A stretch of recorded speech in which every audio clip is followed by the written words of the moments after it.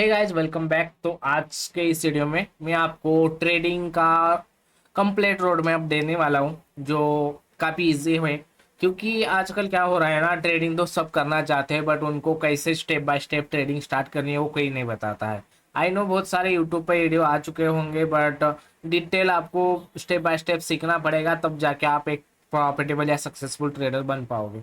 कैसे आपको स्टार्ट करना है जिससे आपको लॉस कम से कम हो और अच्छे से आप सीख पाए।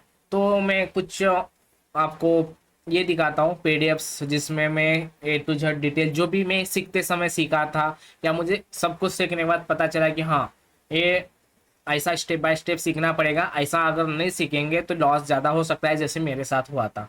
अभी देखते हैं बेसिक ट्रेडिंग क्या होती है। तो आई नो बेसिक ट्रेडिंग बहुत सारे लोगों ने बोला होगा ये बट आपको मैं बताता हूँ बेसिक ट्रेडिंग क्या होती है।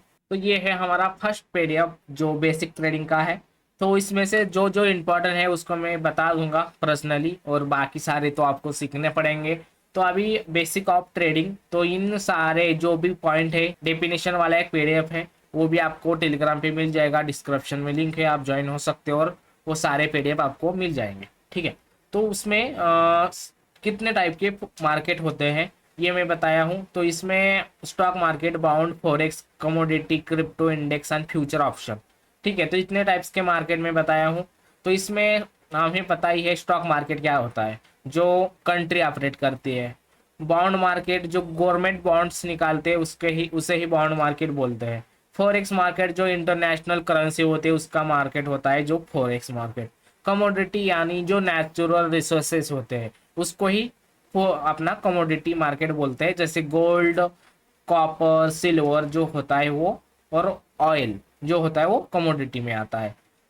करेंसी यानी crypto market, sorry, crypto market यानी जो डिजिटल करेंसी है। तो एक क्रिप्टो मार्केट है जो इन फ्यूचर डिजिटल करेंसी काफ़ी ज़्यादा यूज हो जाएगी, उसके लिए ये क्रिप्टो मार्केट है। इंडेक्स फ्यूचर ऑप्शन, आपको पता ही है इंडेक्स क्या होता है, फ्यूचर ऑप्शन क्या होता है। उतना अपन डिटेल में नहीं जाएंगे बट आपको ये सब कुछ बेसिक बेसिक इसकी डेफिनेशन या कौन ऑपरेट करता है इसमें ये आपको सीखना है।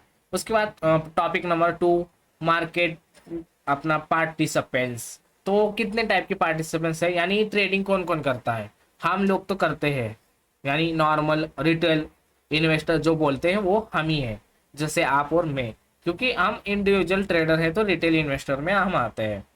तो म्यूचुअल फंड यानी आप जो बैंक को पैसे देते हैं या आप कोई इंश्योरेंस बाय करते हो या आप कोई पॉलिसी बाय करते हो, तो सारे वो पैसे वो लोग क्या करते हैं, वो भी ट्रेडिंग करते हैं। आई नो ये नहीं बोल रहा हूँ कि सारे फॉरेक्स में आएंगे, सारे स्टॉक में आएंगे। वो अलग अलग मार्केट में अलग अलग आप वो ट्रेडिंग करते हैं, उनके उनके फंड होते हैं, जैसे कि म्यूचुअल फंड, बैंक्स और investor firms, hedge fund and retail investors. तो ये 5-6 टाइप के कुछ पार्टिसिपेंट्स हैं। हमारी फाइट हम एक दूसरे से नहीं है, इन लोगों से है। वैसे तो ट्रेडिंग में मैं बोलूँ तो फाइट किसी और से नहीं, आपके माइंड से है और अपने आप से है। उसके बाद mechanics of trading, trading platform और ऑर्डर टाइप, ये आपको पता होनी जरूरी है। क्योंकि ट्रेडिंग अपन स्टार्ट करते हैं, कैसे बाय करना है, कैसे सेल करना है, कौन सा ब्रोकर यूज करना है, कौन से ब्रोकर के टाइप होते हैं, प्लस क्या ट्रेडिंग प्लेटफॉर्म होता है, कहाँ चार्ट एनालिसिस करते हैं, ये आपको पता होना चाहिए। तो ब्रोकर्स 3-4 टाइप के होते हैं, ए बुक, बी बुक होते हैं। उसमें कुछ स्टॉक मार्केट वाले, क्रिप्टो वाले, कुछ फॉरेक्स वाले, तो अलग अलग टाइप ब्रोकर्स के होते हैं। ट्रेडिंग प्लेटफॉर्म बोले तो बहुत सारे टाइप्स होते हैं, जैसे कि कोई ट्रेड करवाते हैं, कोई ओनली चार्ट दिखाते हैं, कोई आपको डाटा प्रोवाइड करते हैं, तो ये ट्रेडिंग प्लेटफॉर्म होते हैं। उसके बाद ऑर्डर टाइप, जैसे कि ऑर्डर कुछ आप कौन से टाइप में ट्रेड कर रहे हो, limit order, buy order, sell stop order, यानी या मार्केट ऑर्डर। तो ये ऑर्डर टाइप होते हैं, वो ऑर्डर टाइप पता होने चाहिए कौन से टाइम कौन से ऑर्डर यूज करते हैं। उसके बाद अपना आता है सबसे इंपॉर्टेंट पार्ट जो टेक्निकल एनालिसिस का होता है, जो है प्राइस एक्शन। तो प्राइस एक्शन, आई नो लोग बोलते हैं प्राइस एक्शन कुछ काम का नहीं है, आईसीटी सीखो, एसएमसी सीखो, ये सीखो वो सीखो, बट आपको प्राइस एक्शन में काफ़ी कुछ सीखने लायक बातें हो जो आपको इन फ्यूचर आपको पता होनी चाहिए। जब आप रियलिटी में आप प्रॉफिटेबल ट्रेडर बनने की जर्नी में रहोगे उस टाइम आपको काफ़ी हेल्प होगी। ये नहीं बोल रहा हूँ कि आपकी जो भी स्ट्रैटेजी बनेगी इन फ्यूचर उसमें सारे लेवल या सारे कुछ पॉइंट को यूज करना पड़ेगा, बट आपको पता होगा तो आपको इजी होगा ट्रेड करने में या सीखने में। ठीक है। तो प्राइस एक्शन में कैंडलस्टिक पैटर्न होता है, तो कैंडलस्टिक पैटर्न का अपन यूज क्या करते हैं, वैसे तो मैं कैंडलस्टिक पैटर्न का एंट्री कंफर्मेशन के लिए यूज करता हूँ, प्लस हायर टाइम फ्रेम में थोड़ा सा प्राइस को प्रेडिक्ट करना, यानी नेक्स्ट वीक या नेक्स्ट प्राइस कैसा मूव कर सकता है वो अपन हायर टाइम फ्रेम में प्रेडिक्ट करना चाहते हैं, तो कैंडलस्टिक काफी ज्यादा हेल्प करती है। अगर बुलिश मार्केट है तो मोस्टली ग्रीन कैंडल बनते हैं, बेरिश मार्केट है तो मोस्टली रेड कैंडल बनती है। इस हिसाब से अपन कैंडलस्टिक से अपन प्रिडिक्ट कर सकते हैं, बट हायर टाइम फ्रेम में प्रिडिक्ट करना पड़ेगा। स्मॉलर टाइम फ्रेम में आप कैंडलस्टिक पे ओनली प्रिडिक्ट करना पॉसिबल नहीं है। ये नहीं बोल रहा हूँ कि नहीं कर सकते, बट बहुत ही ज़्यादा प्रॉब्लम क्रिएट होते हैं, आपको मल्टीपल कंफर्मेशन या मल्टीपल लेवल्स या काफ़ी ज़्यादा कंफर्मेशन होने चाहिए। ओके, चार्ट पैटर्न दो तीन टाइप के आते हैं, कुछ मॉडल चार्ट पैटर्न होते हैं, कुछ पर्सनली बनाए जाते हैं, जो मैं बनाया हूँ मेरे मेरे हिसाब से, जो भी मैं ऑब्जर्व किया हूँ 2-3 साल की जर्नी में वो। और बाकी जो आपको पता ही है, जो आजकल यूट्यूब सोशल मीडिया पे दिखते हैं वो चार्ट पैटर्न। तो चार्ट पैटर्न पढ़ने का यही इसी वजह से पढ़ना है कि इससे आपको लिक्विडिटी समझ में आती है, कहाँ रिटेल इन्वेस्टर एंट्री ले रहा है, कहाँ हाई बिग प्लेयर्स कहाँ ट्रैप करना चाहते हैं, और प्राइस क्या करना चाहता है वो आपको समझ में आता है चार्ट पैटर्न की वजह से। Support register trend line, support register और ट्रेंड लाइन आजकल उतना बोलते हैं कि लोग यूज नहीं होता, कुछ काम का नहीं है, इससे प्रॉफिट नहीं बनता, बट स्ट्रैटेजी से प्रॉफिट तो बन जाता है, कौन से भी हो स्ट्रैटेजी, बट लोग उस पर डिसिप्लिनली या कंसिस्टेंसी के साथ ट्रेड नहीं कर पाते हैं, क्योंकि लोग काफ़ी ज़्यादा डाइवर्ट हो जाते हैं या इन्फ्लुएंस हो जाते हैं। क्योंकि कोई अगर एक बंदा सोशल मीडिया पे कोई आपको ट्रेड दिखाता है एकदम टीपी वाले, तो उनको लगता है कि हाँ ये अच्छा ट्रेडर है, मैं नहीं हूँ, यानी मैं बोले तो अपना खुद का खुद समझते हैं कि हाँ मैं अच्छा ट्रेडर नहीं हूँ, मैं भी ये सीखना चाहता हूँ। ये सीखते हैं, फिर उनको रिजल्ट नहीं मिलता है ना, फिर उसके बाद कोई और एक ट्रेडर दिखता है उसको कि हाँ इतने बड़े बड़े टीपी, मैं भी ये देखता हूँ, मैं भी सीखता हूँ, वो भी सीखते हैं, वो भी कुछ काम वो भी काम करता है, बट उनके लिए काम नहीं करता है, और वहाँ भी प्रॉफिट नहीं बनता है, और वैसे ही भटकते रहते हैं लोग। बट जो लोग प्रॉफिटेबल है वो भटकना छोड़ के एक ही स्ट्रैटेजी पे टाइम देते हैं, और पूरा डिसिप्लिन कंसल्टेंसी के साथ काम करते हैं, उसके बाद वो प्रॉफिटेबल हो जाते हैं। आई नो ज्ञान ज़्यादा पिल रहा हूँ, बट आपको ये ही रियलिटी है ट्रेडिंग का, जो सोशल मीडिया पे दिखता है वो बिकता है। ठीक है, तो अभी कैंडलस्टिक हो गया, सपोर्ट रजिस्टर भी सीखना है, जहां से प्राइस बार बार टैप करके प्राइस मूव क्यों कर रहा है वो आपको समझना पड़ेगा। फिर सप्लाई डिमांड, ये जो काफ़ी इंपॉर्टेंट टॉपिक है नंबर 4, जो आपको इन फ्यूचर काफ़ी ज़्यादा हेल्प करेगा। यहाँ से यहाँ से बहुत सारे लोग स्ट्रैटेजी भी बनाते हैं सप्लाई डिमांड से, और आजकल काफ़ी ज़्यादा अच्छा वर्क होता है सप्लाई डिमांड। इन फ्यूचर ना वर्क हो पाए, क्योंकि जब तक रिटेलर्स को उतना ज़्यादा नॉलेज नहीं रहेगा तब तक ही लेवल्स अच्छे वर्क होते। समय के साथ थोड़ा सा चेंज होता है, उतना ज़्यादा नहीं होगा बट थोड़ा बहुत तो चेंज होता ही है। तो सप्लाई डिमांड काफ़ी अच्छा है। उसके बाद इंडिकेटर, तो इंडिकेटर में भी मिथ है कि इंडिकेटर कुछ काम के नहीं होते ये वो, बट इंडिकेटर से आपको ज़्यादा कॉन्फिडेंस आता है, आपको स्टार्टिंग फेजेस में काफ़ी हेल्प मिलती है, कंफर्मेशन के लिए भी हेल्प होती है। ये नहीं बोल रहा हूँ कि आप 10-12 इंडिकेटर लगा के ट्रेड करो, बट चुनिंदा इंडिकेटर से आप हेल्प ले सकते हो मार्केट को समझने के लिए, आपकी स्ट्रैटेजी बनाने के लिए। इंडिकेटर भी अच्छे हैं। मेरी स्ट्रैटेजी जो बनाया हूँ मैं ईएमए के ऊपर 50 ईएमए और 20 ईएमए काफ़ी अच्छा वर्क होती है, इंडिकेटर के ऊपर ही बनाया हूँ। तो उसमें से अगर इंडिकेटर टॉपिक आप सीखना चाहते हो तो उसमें से टॉप 4 या 5 इंडिकेटर आपको देखना है, सारे इंडिकेटर कैसा काम करते हुए देखना है और उनको बैक ट्रेस करना है, और आपके माइंड के साथ जो इंडिकेटर अलाइन कर रहा है वो आप सीख सकते हो, और उस पर ज़्यादा आप कंफर्मेशन के लिए यूज कर सकते हो। उसके बाद फिबोनाची रिट्रेसमेंट, जो दो टूल आते हैं फिबोनाची के, एक आता है टारगेट डिसाइड करने के लिए, दूसरा आता है ट्रेड डिसाइड करने के लिए, यानी कहाँ से फुल बैक आएगा। तो जो ये फुल बैक आएगा वो सबको पता है, उसमें सेटिंग अलग अलग होती है, और सेटिंग्स हर किसी के हिसाब से अलग अलग होती है। मेरे हिसाब से मैंने अलग सेटिंग बना के रखी है जिसको मैं यूज करके ट्रेड करता हूँ। तो इसमें 2 इंडिकेटर हैं, दोनों भी सीखना है। ठीक है, उसके बाद मैनेजमेंट, जो 2 मैनेजमेंट है, ट्रेड मैनेजमेंट, रिस्क मैनेजमेंट। सबसे पहला आता है रिस्क मैनेजमेंट। ट्रेड लेने से पहले कितना रिस्क लेना है, कैसे आपको ट्रेड लेना है, कितनी क्वांटिटी लेना है, ये आपको समझना है। ट्रेड लेने के बाद ट्रेड मैनेजमेंट, कब आपको एग्जिट करना है, कब आपको एसएल ट्रेड करना है, कब हाफ क्वांटिटी बुक करनी है, कब क्या करना है, वो आपको समझने के लिए ट्रेड मैनेजमेंट पता होना चाहिए। तो ये 2 टॉपिक है मैनेजमेंट में। उसके बाद साइकोलॉजी स्टार्टिंग में आपको घंटा समझ में नहीं आएगा मेरे हिसाब से, क्योंकि मैं कितना भी चीख के बोलूँ या कोई और चीख के बोले कि ये होता है ट्रेडिंग में, साइकोलॉजी ये दिक्कत देती है, बट आपको घंटा समझ में नहीं आएगा। जब आप एक्सपीरियंस करोगे तब जाके आपको समझ में आएगा।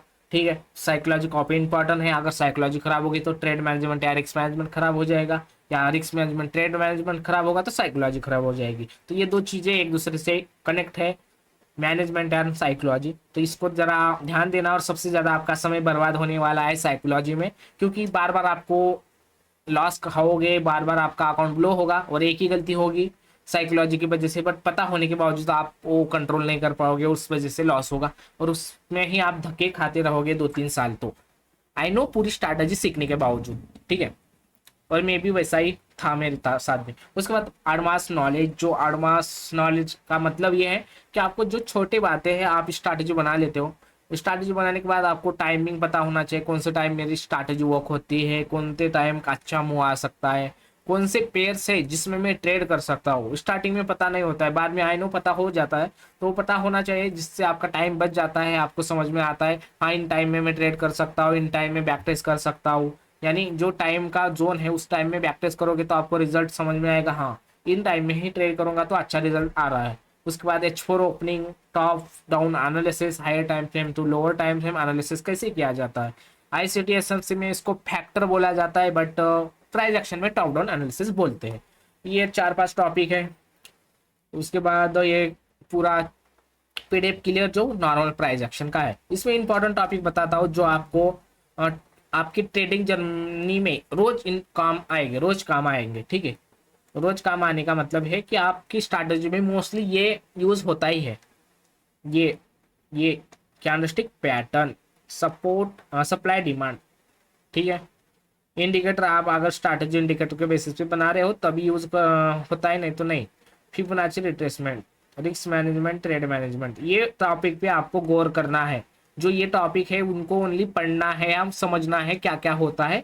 बट जो मैं ये टॉपिक बता रहा हूँ ये टॉपिक को ज़्यादा आपको इम्पोर्टेंट देनी है जिससे आपको इन फ्यूचर हेल्प हो जाए। ये दो, ये ये इसमें सारे के सारे आई थिंक ये भी, ये भी, ये भी, ये भी, इसमें सारे 7 नंबर का जो भी टॉपिक है उसमें सारे के सारे टॉपिक इंपॉर्टेंट है। अब सेकंड टॉपिक देखते हैं जो ICT SMC वालों को है, जो प्राइस एक्शन सीखते हैं, एंट्री मॉडल सीखते हैं। इसमें भी कुछ टॉपिक कुछ काम के नहीं होते हैं, बट ICT SMC में जो भी है मैं बताने की कोशिश करूंगा, आपको सीखने से आपको हेल्प हो सकती है। बट आपकी ट्रेडिंग जब स्ट्रैटेजी हो जाएगी तो इंपॉर्टेंट कुछ बातें बताता हूँ मैं उसमें से, तो आपको वो जरूरत पड़ेगी इन फ्यूचर। ठीक है, तो अभी देखते हैं SMC ICT के क्या क्या लेवल्स या क्या क्या टॉपिक है वो देखते हैं। मार्केट स्ट्रक्चर, सबसे पहले मार्केट को कैसे मार्क किया जाता है, हायर हाई लोअर लो, वो सीखना है। ब्रेक ऑफ स्ट्रक्चर, उसको ही हायर हाई बोलते हैं।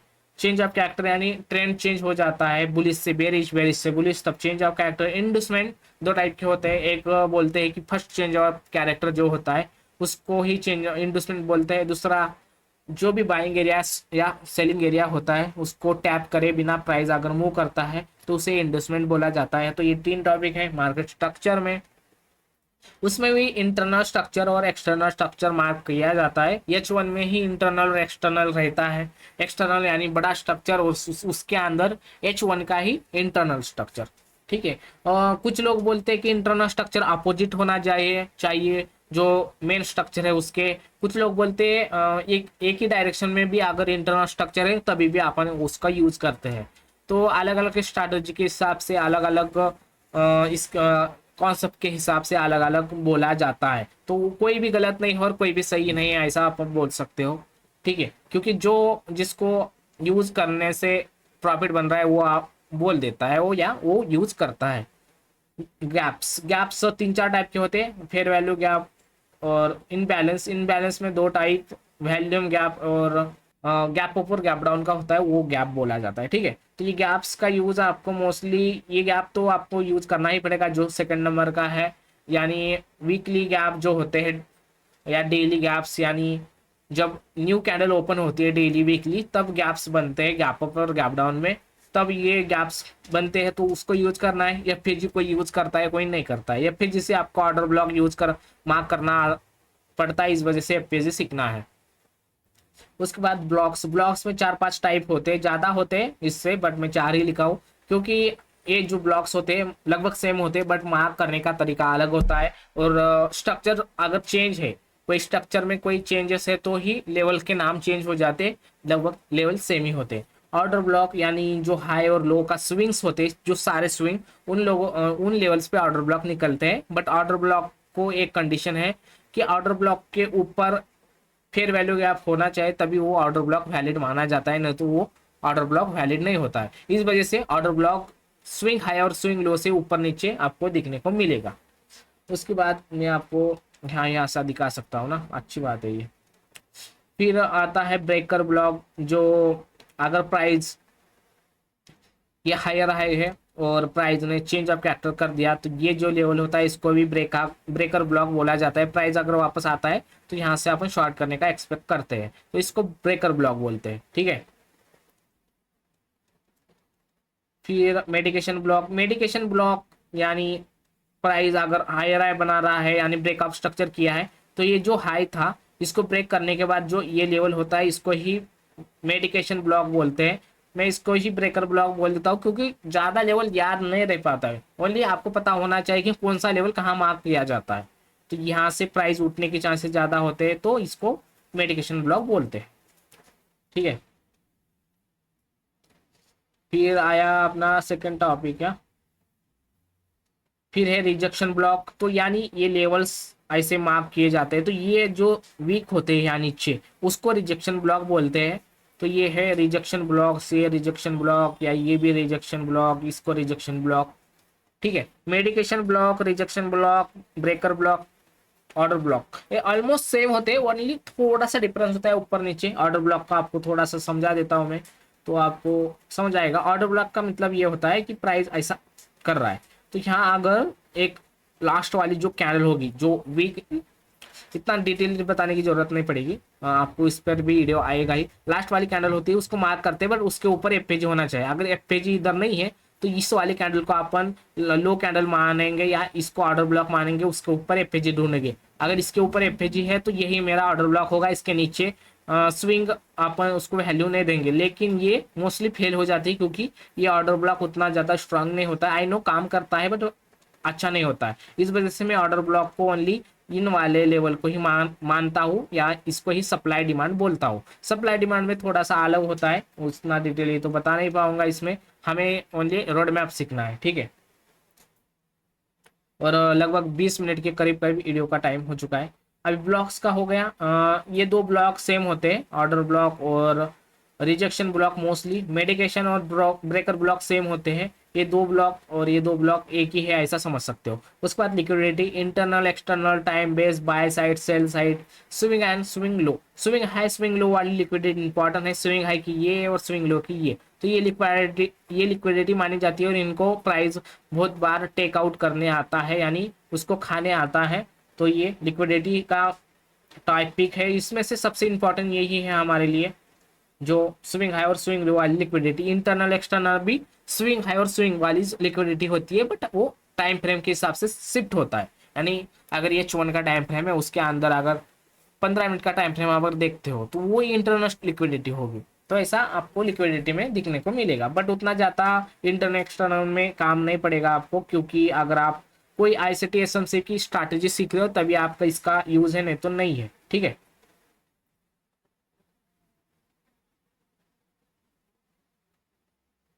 फिर आता है अपना एंट्री मॉडल्स। इतने टाइप के एंट्री मॉडल है, बट मुझे इसमें से एक भी यूज़ नहीं करना है, क्योंकि मेरे हिसाब से एंट्री मॉडल इसमें थोड़ा बहुत कमी यहाँ है, जो पर्सनली आपको सॉल्व आउट करनी पड़ेगी आपके माइंड के हिसाब से। आई नो ये नहीं बोल रहा हूँ कि ये अच्छे एंट्री मॉडल नहीं होंगे, बट हर किसी का माइंड अलग होता है, तो हर किसी के लिए अलग स्ट्रैटेजी बनानी पड़ती है। किसी और की स्ट्रैटेजी अगर आप लेते भी हो तो उसको मॉडिफाई करना पड़ेगा, वैसे वैसे यूज करना उतना पॉसिबल नहीं है। आई नो बहुत बार आपको समझ में आता है कि हाँ इसकी स्ट्रैटेजी अच्छी है, बट आपके लिए अच्छा वर्क नहीं करती है, तो उस टाइम आपको थोड़ा बहुत मॉडिफाई करना पड़ेगा, क्योंकि हम हर किसी से अलग अलग सीखते हैं और हम हमारा अलग अलग माइंड सेट होता है। इस वजह से हर एक स्ट्रैटेजी वर्क नहीं होती है हर किसी के लिए, ठीक है। किसी के लिए ये स्ट्रैटेजी यूज हो रही है या अच्छा वर्क कर रही है, तो किसी के लिए ये अच्छी वर्क होगी।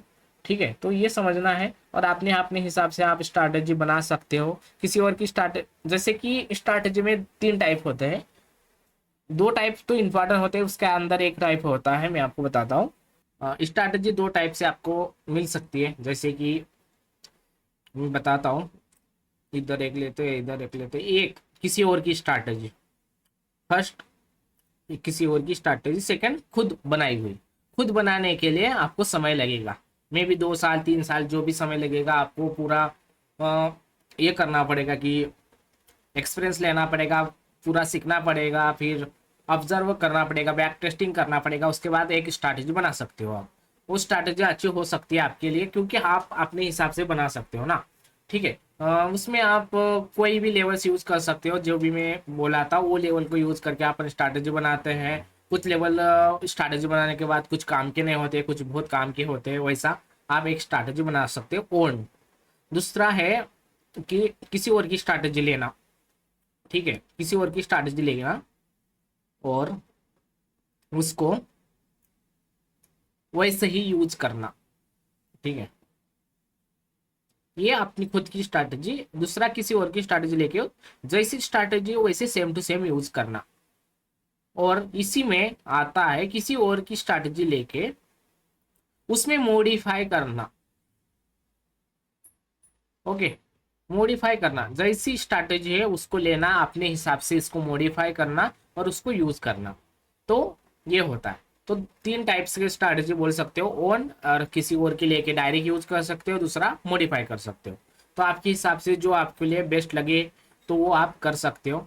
ठीक है, और ज़्यादा स्ट्रैटेजी मत बदलना, जैसे कि बहुत सारे लोग ऐसे होते हैं कि कहीं एक बार ये स्ट्रैटेजी तो एक बार ये स्ट्रैटेजी, तो ऐसा मत करना। एक ही स्ट्रैटेजी सीखो और एक ही मेंटर रखो जो अच्छे से सिखा पाए या अच्छे से आप उनकी स्ट्रैटेजी आप यूज कर पाए। लास्ट आता है फैक्टर। टॉप डाउन एनालिसिस जो होता है वही फैक्टर होता है, बट थोड़ा सा डिटेली बताया जाता है फैक्टर और top down analysis. Okay, HTF and LTF यानी higher time frame lower time frame, यानी सबसे पहले में जो बताया था, कोई भी लेवल होता है तो उस पर एंट्री लेते हैं। तो हायर टाइम फ्रेम और लोअर टाइम फ्रेम में कैसे आपको शिफ्ट होना है और कैसे एंट्री लेना है वो बताया जाता है। तो ये 2 PDF है जो डिटेली आपको सीखना है, उसके बाद आप एक अच्छी अपनी ट्रेडिंग करियर बना सकते हो। ठीक है, तो अपन इन टॉपिक्स पे अपन स्टेप बाय स्टेप वीडियो बनाएंगे और डिटेली में बताऊंगा कि कैसे आपको यूज़ करना है, कैसे करना है सब कुछ। तो ट्रेडिंग स्टार्ट कर रहे हो तो सबसे एक इम्पॉर्टेंट बात है कि आप PC या लैपटॉप लेना काफ़ी ज़रूरी है। ऐसा मत सोचो या करो कि मैं भी 5-10 हज़ार डाल देता हूँ और मोबाइल से ट्रेड करके किसी की स्ट्रीम देख के प्रॉफिट बना के फिर लैपटॉप या PC लूंगा। ऐसा करते बैठोगे तो हो नहीं पाएगा। तो पहले PC या लैपटॉप लो, उसके बाद ट्रेडिंग सीखो, क्योंकि स्क्रीन में आप ठीक से समझ नहीं पाओगे चीज़ों को। तो बड़ी स्क्रीन होना जरूरी है, लैपटॉप या PC लेना काफ़ी इंपॉर्टेंट है अगर आपको करियर बनाना है ट्रेडिंग में। तो इस वीडियो में इतना ही, तो मिलते हैं नेक्स्ट वीडियो में। Thank you for watching.